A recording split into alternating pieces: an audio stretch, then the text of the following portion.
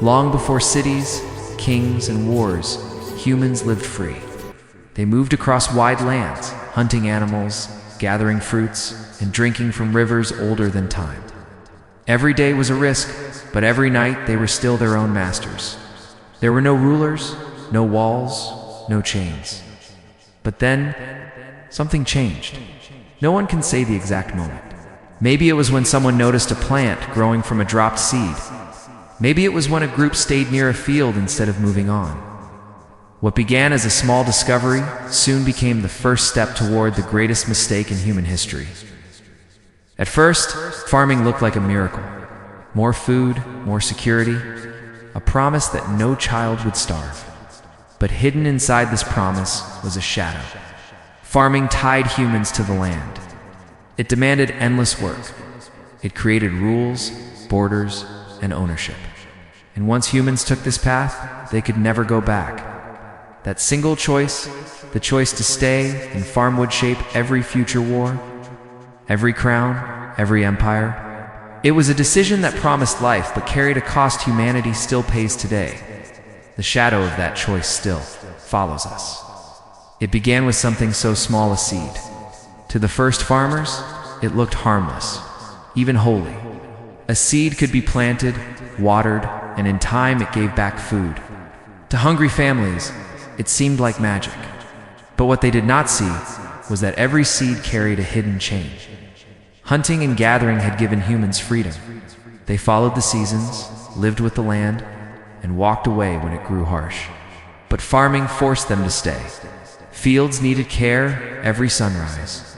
Plants demanded work digging, watering, guarding, and if the crops failed, whole families starved. The seed had promised security, but instead, it gave endless labor. For the first time, humans bent their backs to the soil. For the first time, hunger became tied not to nature, but to human effort. And farming did something else. It created more food than one family could eat. At first, this seemed like good fortune, but soon people began to ask, who owns the fields? Who controls the harvest? Who decides who eats and who does not? A seed had started more than farming. It had started power. The roots of trouble were growing deep. At first, the fields brought hope. There was grain in storage, baskets of food, and the dream that hunger might finally end. But the more humans grew, the more they wanted. And with every harvest, a new problem was born. Farming made food, yes, but it also made inequality. Some families had large fields. Others had only scraps of land. Some stored more than they needed, while others struggled through each winter. Surplus became power. Those with full granaries could demand labor, loyalty, even obedience from those with nothing. Growth also changed the human body.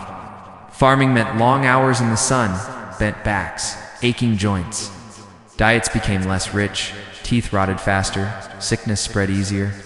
The dream of plenty was not a blessing, it was a trade, and the cost was high. But perhaps the most dangerous change was unseen.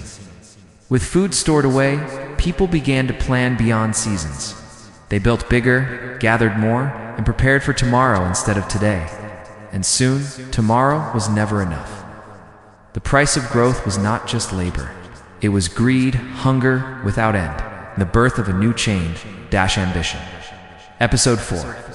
The rise of walls. Villages grew. Something new appeared on the land walls. At first, they were simple fences, built to keep out animals or mark a family's fields. But soon, walls grew higher, wider, and stronger. They were no longer just boundaries. They were prisons that people built for themselves. Inside the walls, life seemed safer. Crops were stored, people gathered, children played. But walls also meant control. They divided land, divided people, and created an inside and an outside. Whoever ruled inside decided who could enter, who could leave, and who would be left behind. Walls also attracted enemies. Surplus food stored behind stone was a prize worth fighting for. Raiders came, armies formed, and blood spilled at the gates. What was meant as protection became a reason for endless war. Disease, too, thrived in the crowded life of walled towns. Illness spread faster than ever, striking down rich and poor alike. The dream of safety brought sickness, fear, and death. The first walls were built from stone and wood, but the greater walls were invisible divisions of power, wealth, and rule. Humanity had locked itself inside a trap. In the beginning, every family worked for itself. But as villages turned into cities, one question rose above all: who should decide? Out of hunger and fear, people gave power to leaders. At first, they were protectors. Soon, they became kings. Kings claimed the right to rule by the will of gods or the strength of armies. They built thrones from fear, temples from taxes, and palaces from the sweat of workers.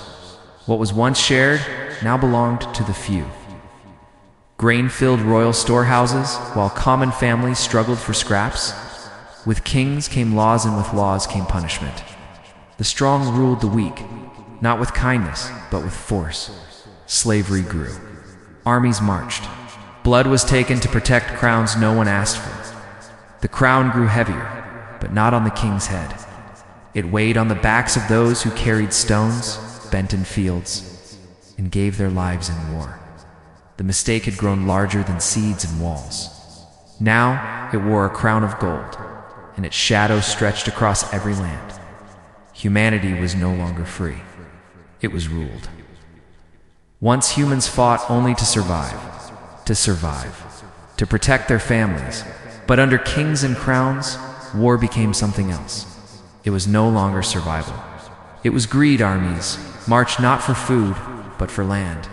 They carried spears and shields, not to protect homes, but to take others. Villages burned so kings could grow richer. Cities crumbled so empires could rise.